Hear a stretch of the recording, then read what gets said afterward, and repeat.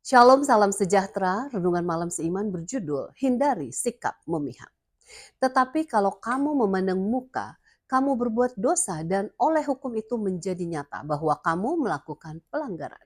Yakobus 2 ayat 9.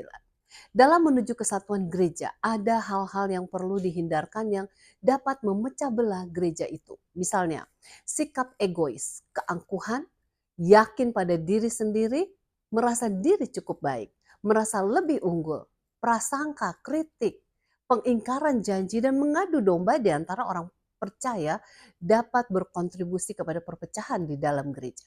Seringkali kehilangan kasih mula-mula dalam pengalaman Kristen terletak di balik sikap-sikap ini.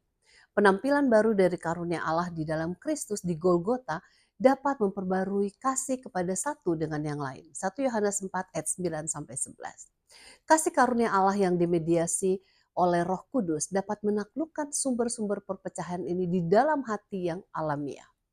Ketika satu gereja perjanjian baru mengembangkan masalah perpecahan, Paulus menasihati gereja untuk hidup dalam roh. Galatia 5 ayat 16. Melalui doa terus menerus kita harus mencari bimbingan roh yang akan menuntun kita ke dalam kesatuan.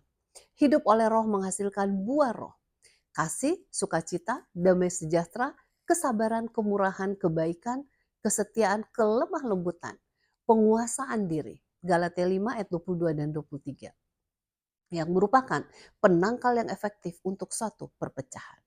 Yakobus berbicara menentang akar lain dari perpecahan, menyesalkan bagaimana kita memperlakukan individu berdasarkan kekayaan atau statusnya. Dalam istilah yang kuat, dia mencela sikap pilih kasih seperti yang tertulis di ayat inti di atas, bahwa jikalau kamu memandang muka, kamu berbuat dosa, dan oleh hukum itu menjadi nyata bahwa kamu melakukan pelanggaran.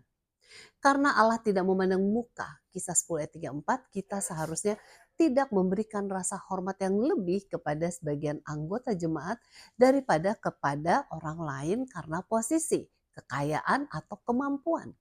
Kita tetap menghormati semua orang, tetapi tidak menganggap mereka lebih berharga bagi Bapa Surgawi daripada anak Allah yang paling rendah. Kata-kata Kristus harus membimbing perspektif kita.